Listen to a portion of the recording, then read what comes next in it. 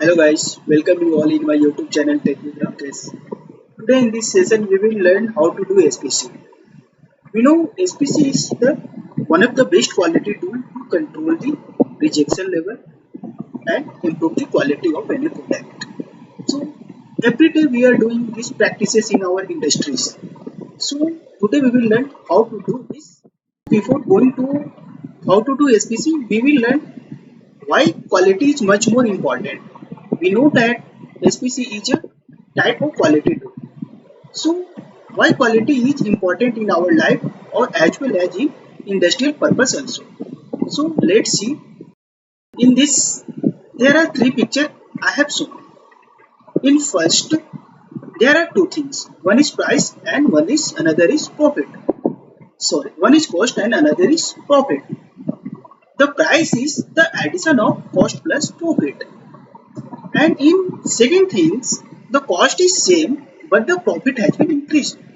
As well as when profit has been increased, price also has been increased. Suppose when you are going to increase the price of any product, then you have to think that each customer able to buy that product at that price. So obviously no, because any customer wants any product at below price. So what you have to do? How you can increase your profitability?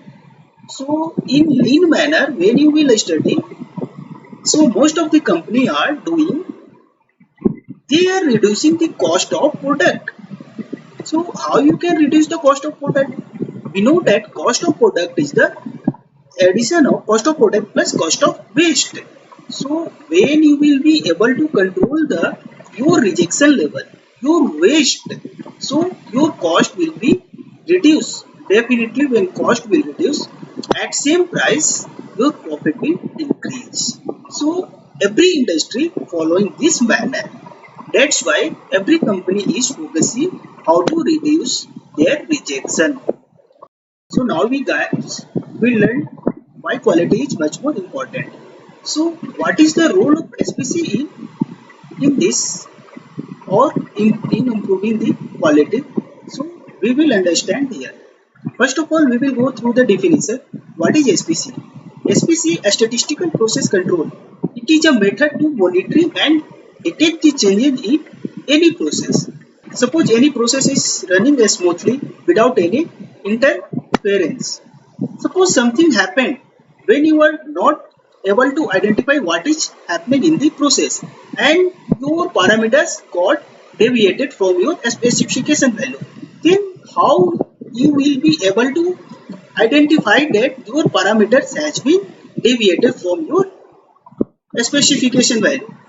So this SPC method will give you a preventive control method to detect the changes in your process.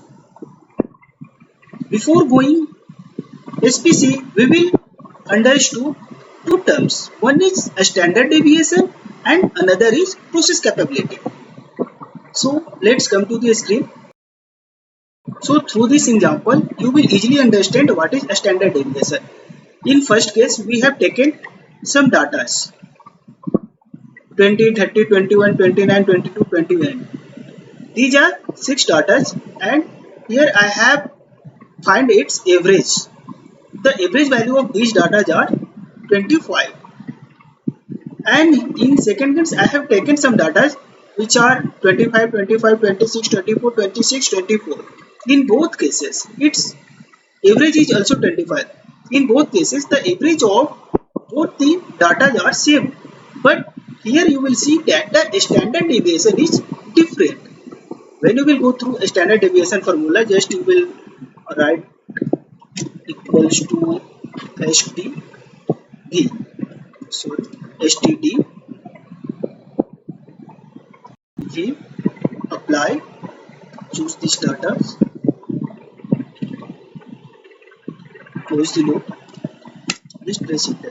Here standard deviation is 4.47 and in this case a standard deviation is 0.89. What is the difference? So guys, when you will analyze these data, the gapping between two data are much more. When you will see 20 and 30, the gaps between two data are 10.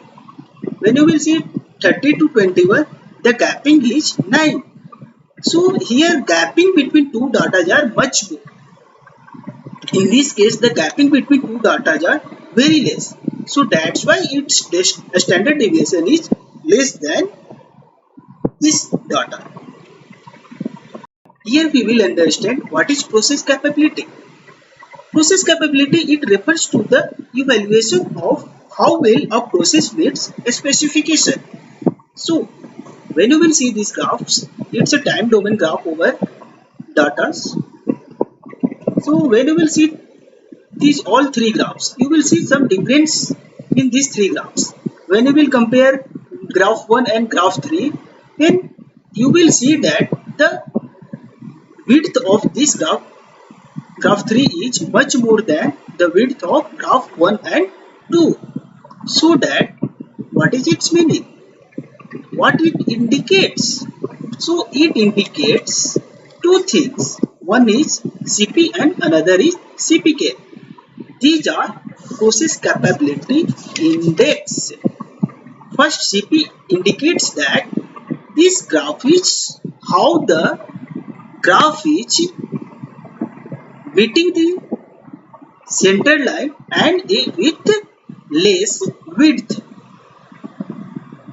When you will compare graph 1 and graph 2, you will see that the width of both the graph are same, but one is meeting the center line, graph 1, and second is deviating the center line. It means that it is indicating that your process is deviating from the mean value. So this difference of graph between 1 and 2 indicates capability index CPK. It means that your graph is how well meeting the center line. Guys, I think you understood what is CP and CPK. There are two terms also, PP and PPK. Then what is the difference between CP CPK and PP PPK? So when you are going to collect the data over a long period of time, means suppose you are collecting the data in one day and another data you are collecting from 7 days. So the difference of time duration is behind the CP CPK and PP PPK. When collecting of data are long time, then it will be PP PPK. When you are collecting the data are short time, then its process capability will be termed as CP CPK. So here we will see how to do SPC in Excel sheet. So I will explain you in this Excel sheet. I have taken 50 data from any process and I will try to find out its histogram. Yes, this is the Excel sheet of SPC. Here I have taken 50 data. I collected 50 data from the measurement at different time. So here I have written. So at a time I have taken 5 component. So first time I gone for measurement of the data, product parameter. I taken 5 product at a time, or I collected this data and I written here. So at second time I also taken 5 data and I written its values here. So when I have taken the data, we consider that its UTL value is 70 and its LTL value is 50. Means its upper control limit is 70 and lower tolerance limit is 50. Means our measurement value should be between 50 to 70, because SPC is the study of in control process. When your process is in control, then you can identify that how process is will meeting the specification. So definitely your all data should be below 70 and greater than 60. So these data are here, and here you will see that here are some constant. These constant has been defined for sample size basis. Suppose I have taken here sample size 5 Sample size is the at a time how much data you have taken. Here I have taken 5 data, so our sample size is 5. On the basis of sample size, your these all constant d2, d3, d4, a2, every constant will be varied. So from this graph, I will show you what are the sample size and their constant. Here you can see sample size. Your minimum number of sample size should be 2 and maximum should be 10 because this data, this constant has been studied at 2 to 10 sample size. So these are constant. There is no for discussion. So you have to remember this when you are working for sample size 5. Then I have taken this data here. So simply I written all the constant here. So here you will see that a standard deviation. What is a standard deviation? We already discussed here, but by the formula when I am going to calculate here, the standard deviation formula is R bar by D2. So before going R bar, we will simply see that the average of these 5 data are here written. 61.434. I have to calculate the average of these all 5 data. In same manner, we will calculate average of all data in below their value. So we will write here average. So these average are called X bar. X bar means average of these all X means values. X maximum. X maximum is the maximum value from these all 5 datas. X minimum. X minimum is the value, minimum value from these all 5. And range. Range is the X maximum minus X minimum. So I have written here range. In similar manner, I will calculate the X bar, X max, X min and range of all the data. So here I have taken X double bar. X double bar is the average of X bar. So X bar of different data are here. So when you will go for its average is 60.271. So here 60.271 is X double bar. X max is 60.580. X minimum is 50.55.120 and R bar is the average of all ranges. So here all range are these values and average of these values are 4.077. So then we will go for a standard deviation. The formula of a standard deviation is R bar by D2. Then here we will see that the value of R bar by is 4.077 and the value of a small d2 is 2.326. When we will divide, we will get the value of sigma. Here are formula to find out the process capabilities indexes. So here CP already we discussed what is CP and what is CPK. So by formula we will get its value. The value of CP is formula of CP is UTL minus LTL by 6 into S. Here S is the sigma means standard deviation. A standard deviation 1.7528 and UTL already the upper tolerance limit is 70 and lower tolerance limit is 50. So 70 minus 50 divided by 1.7528 it comes 1.90. And here we will calculate CPUTL. So CPUTL when we will calculate, here we will consider the UTL minus formula UTL minus X double bar divided by 3 sigma. So here UTL is, you will see that H7 minus N16. So H7 is 70 and N16. So N16 when you will go in X N16, you will see X double bar is 60.271. So 70 minus 60.271 divided by 3 into 1.7528 and we will get the value of CPUTL. In similar way, when you will calculate CPLTL, then just you have to subtract X double bar minus LTL by 3 sigma. and you will get the value of CPLTL. So you have three values: CPLTL, CPUTL and CP.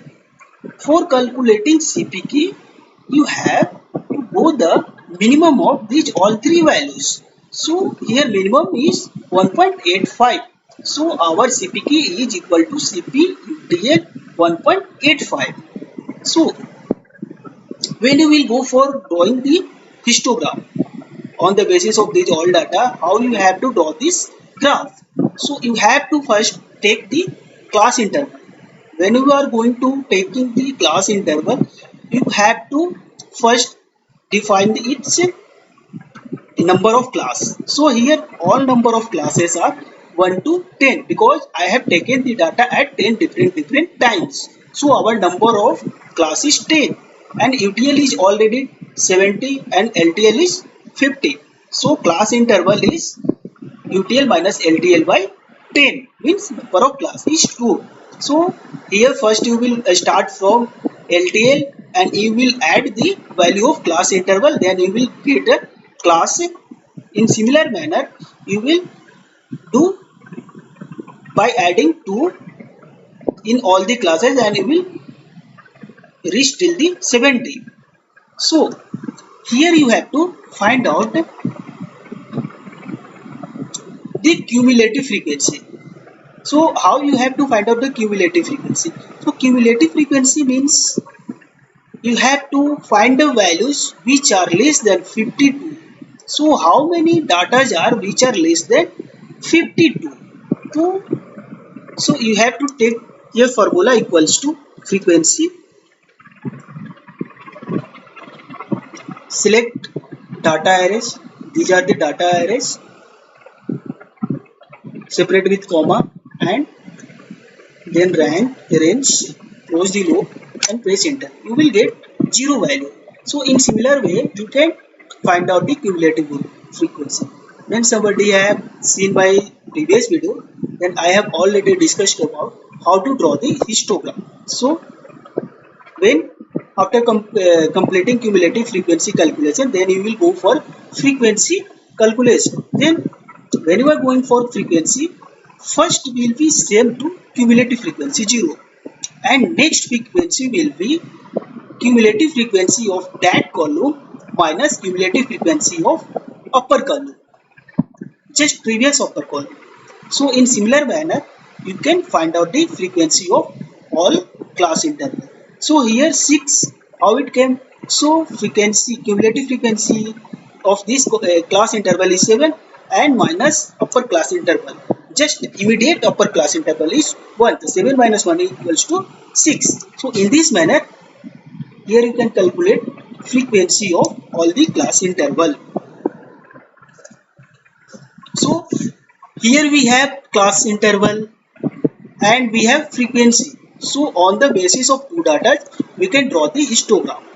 So I will show you here instead of this class interval, here I have taken 1 2 3. So here in same manner I will draw the graph. I will